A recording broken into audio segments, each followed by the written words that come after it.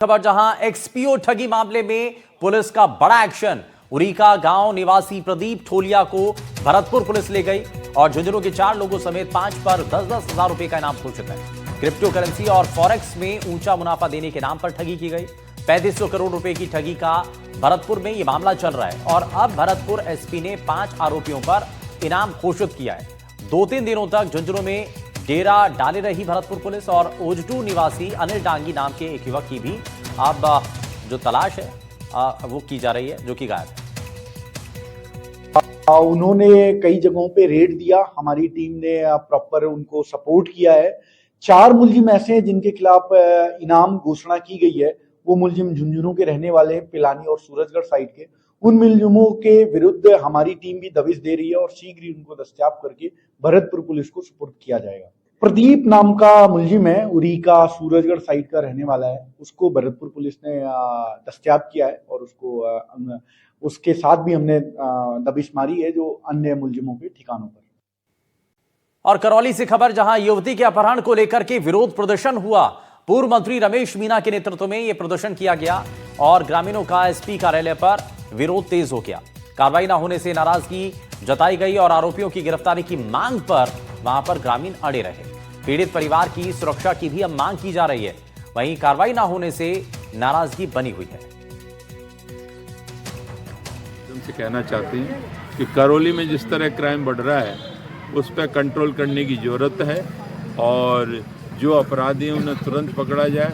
इसी तरह हम तो कुछ दिन पहले डीजीपी साहब से 2 केस थे मामचारी लांगरे थाने का, उस संदर्भ में मिले थे।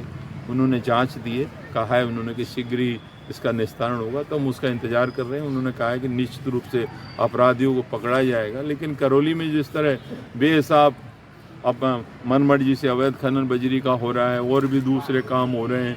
अब ये किडनैप हो गया 6 तारीख से और लोग बेचारे परेशान हैं। घर वाले कह रहे हैं लड़की के पिता ने अभी तक खाना नहीं खाया है। कहा है भाई बुलाओ उसको एक बार, कि जब तक खाना नहीं खाऊंगा जब तक लड़की नहीं आएगी, नहीं तो मैं। और जालौर से खबर जहां सड़क पर काई जमी हुई है जालौर में और फिसलन भरी काई से लोग वहां पर गिर रहे हैं। शिकायत पर एक्सीएन बोले कि आप पाइप डलवा दो, मैं एनओसी दे दूंगा। यह एक्सीएन का कहना है। जिन अधिकारियों की जिम्मेदारी इसी काम को पूरा करने के लिए होती है वो कह रहे हैं कि एनओसी हम दे देंगे, आप काम करवा लीजिए। 68 लाख रुपए की लागत से यह रोड बनाई गई थी। सीसी रोड पर 3 महीने से काई जमी हुई है। तालाब ओवरफ्लो होकर के उसका जो पानी है वो सड़क पर बह रहा है। दोपहिया वाहन श्रद्धालु इस पर फिसल करके गिरते रहते हैं। कई बार शिकायतें की गई लेकिन बावजूद उसके अभी तक कोई समाधान नहीं किया गया है। लोगों को इतनी परेशानी आ रही है कि एम्बुलेंस तक अब इलाकों में नहीं पहुंच पा रहे। वहीं पाली से बड़ी खबर जहां नशे के खिलाफ पुलिस ने बड़ी कार्रवाई की है। ऑपरेशन प्रहार में देसुरी पुलिस की बड़ी सफलता उनको मिली है। 2 कारों से 88 किलो डोडा पोस्ट जब्त किया गया और अवैध डोडा पोस्ट के साथ एक आरोपी को गिरफ्तार किया गया। इस मामले के अंदर अन्य आरोपियों की तलाश में पुलिस की टीम जुटी है और अवैध रूप से नशे पर पुलिस का ये एक्शन लगातार जारी है।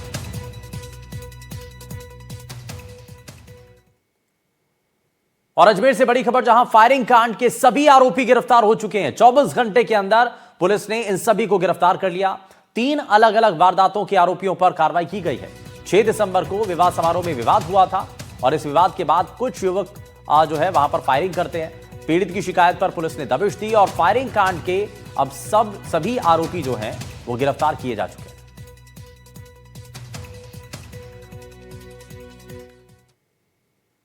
और अब जयपुर से बड़ी खबर जहां एक बार फिर से लेपर्ड की मूवमेंट से दहशत बना हुआ है। बजाज नगर की अनीता कॉलोनी में चहलकदमी देखी गई और वन विभाग की टीम फिलहाल सर्च ऑपरेशन कर रही है। अब आपको तस्वीरें भी दिखाते हैं। शनिवार शाम को एजी कॉलोनी में एक बार फिर से लेपर्ड दिखाई दिया, जो कि आप देख पा रहे हैं। 1 महीने में 5 बार लेपर्ड की मूवमेंट यहां पर देखी गई है। और झुंझुनू से बड़ी खबर जहां सुसाइड मामले में महिला और उसका प्रेमी गिरफ्तार हो चुका है। पुलिस ने पत्नी और प्रेमी को गिरफ्तार कर लिया। पति को सुसाइड के लिए उकसाने का आरोप है। इसी साल जुलाई में एक शख्स ने खुदकुशी की थी। सुसाइड नोट में पत्नी और प्रेमी का जिक्र था। पत्नी और उसके प्रेमी को खुदकुशी का जिम्मेदार बताया गया। खुदकुशी के लिए उकसाने वाली पत्नी अब गिरफ्तार हो चुकी है। पत्नी और प्रेमी को पुलिस ने गिरफ्तार कर लिया। जो तफ्तीश में सबसे बड़ी चीज है कि मृतक के बाद भी इन लोगों ने बार बार कॉलिंग, लंबी लंबी बातें, लगभग ये मानो दिसंबर 1 साल से लगातार कंटिन्यू संपर्क में, लगातार लंबी लंबी बातें हो रही है। तो इनके कॉल डिटेल और फर्द विश्लेषण भी किया गया, जो एविडेंस है वो भी लिए गए, जो मौके पे इनके जो घरवाले हैं, जो मृतक के परिवारों से बयान भी लिए गए। इस आधार पर दोनों को आज अरेस्ट किया गया, इनको न्यायालय में पेश कर दिया गया और इनको जेसी न्यायालय किया गया। और सेवर थाना क्षेत्र में पुलिस की सतर्कता पर सवाल खड़े करने वाली घटना सामने आई। सवाई माधोपुर में 2 महीने पहले एक महिला के पैर काटकर चांदी के एक खड़ुआ निकाले जाने की एक सनसनीखेज वारदात का मुख्य आरोपी राम अवतार उर्फ काडू रविवार देर रात सेवर थाने से फरार हो गया। आरोपी ने शौच जाने का बहाना बनाया और मौके का फायदा उठाकर पुलिस को चकमा देकर भाग निकला। आरोपी को रिकवरी और कागजी कार्रवाई के लिए जयपुर ले जाया गया। रात में देरी होने पर उसे सेवर थाने की सुरक्षा बैरक में रखा गया था और उसके बाद उसने जिस तरीके से चालाकी दिखाई और मौके से वो फरार हो गया।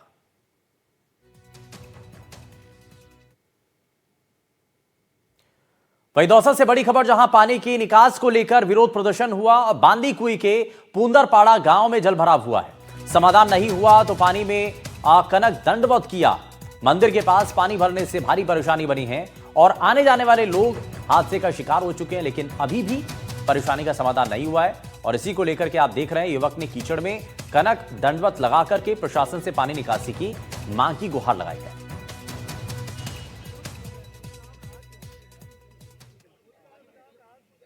और बाड़मेर से खबर, जहां तेज रफ्तार का कहर दिखाई दे रहा है। युवा फोटोग्राफर को कार ने कुचला।